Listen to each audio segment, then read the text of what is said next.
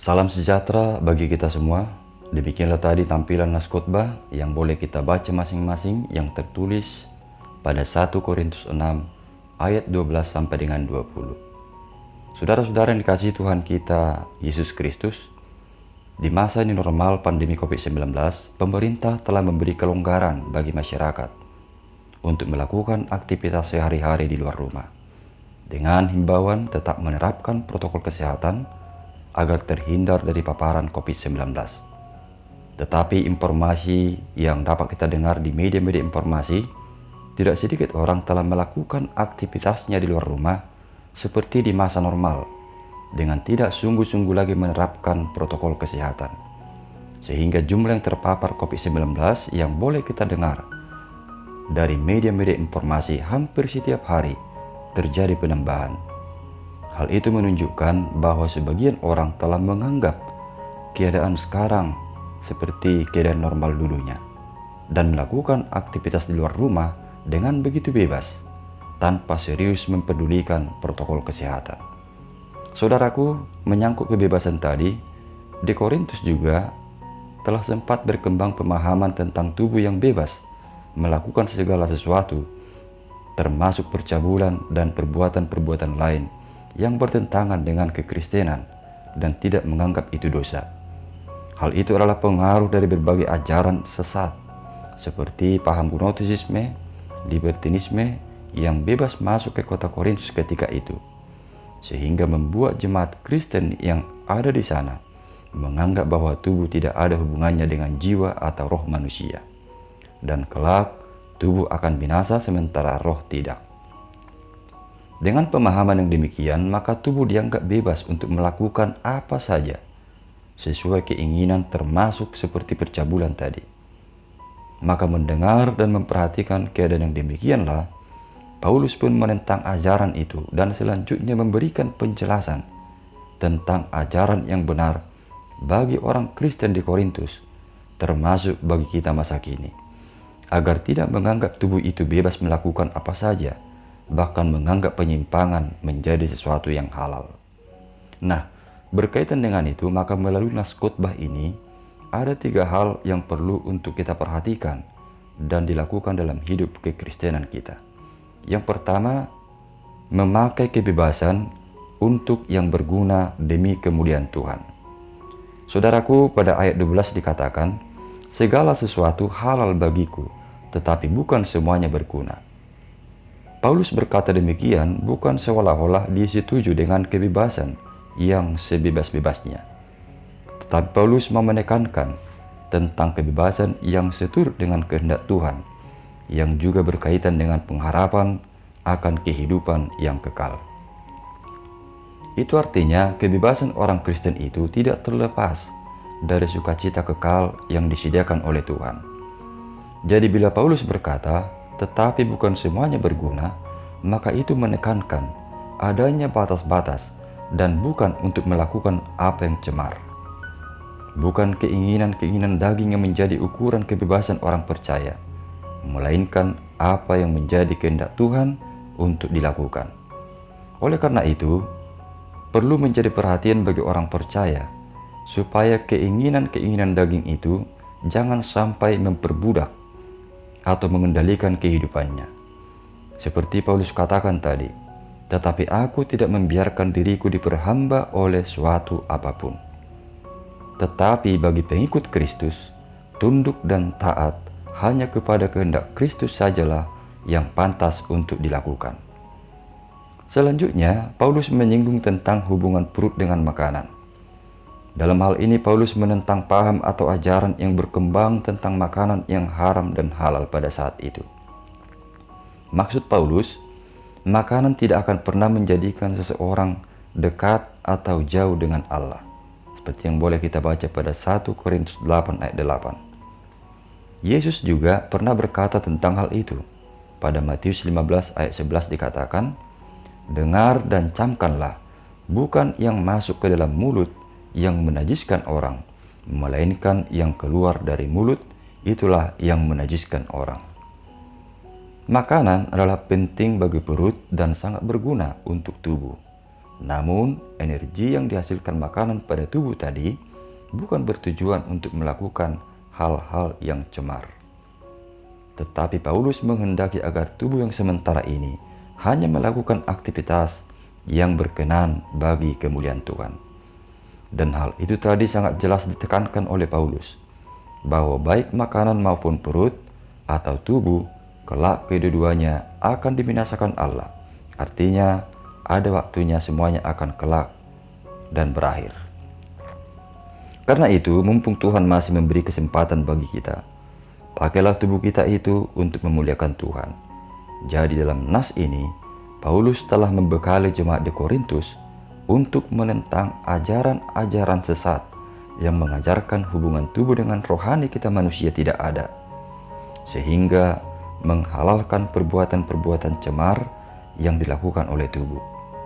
Paulus menekankan bahwa apa yang diperbuat oleh tubuh, apakah itu perbuatan yang baik atau perbuatan cemar, adalah berawal dari dalam diri manusia itu sendiri, atau berawal dari rohaninya. Jadi tubuh dengan roh manusia itu sangat jelas berhubungan. Misalnya seperti buah-buah roh, itu akan nyata terlihat hubungannya melalui perbuatan daging atau tubuh manusia itu sendiri.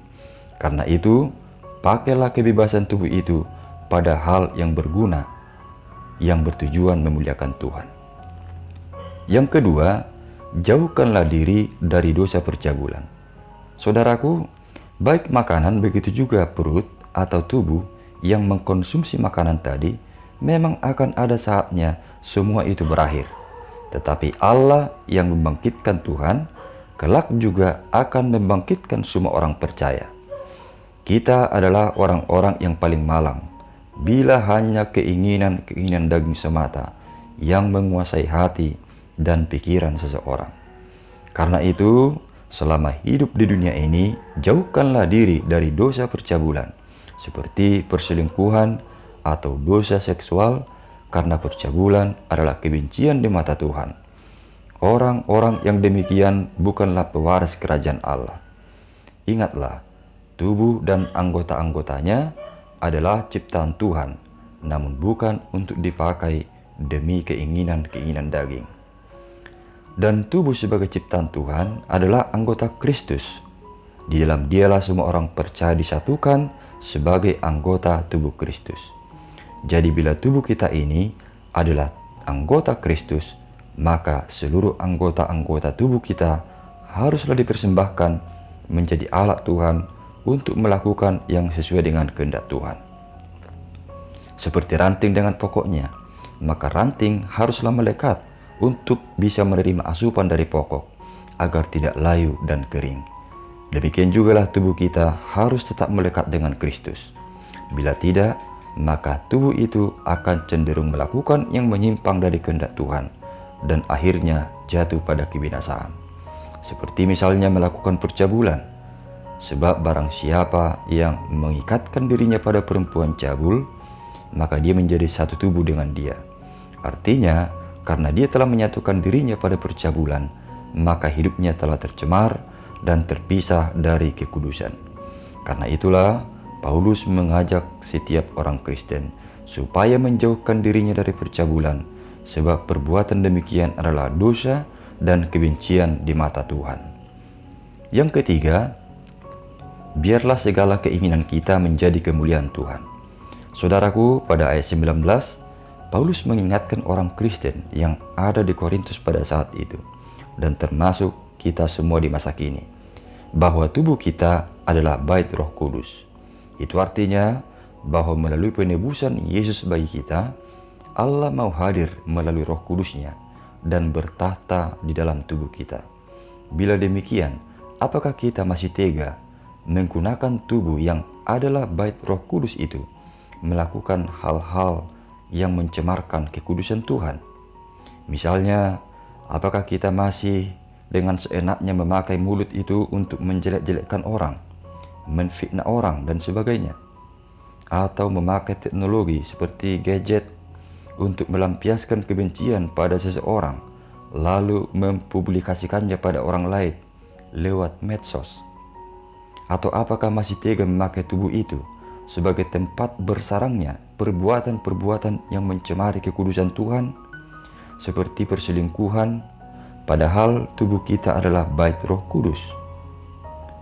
Sadarilah bahwa sesungguhnya adalah sebuah kehormatan dan kebanggaan yang luar biasa bagi kita orang percaya, bila di dalam tubuh kita itu Allah mau hadir dan bersemayam di dalamnya dengan menjadikan tubuh kita itu sebagai bait Roh Kudus.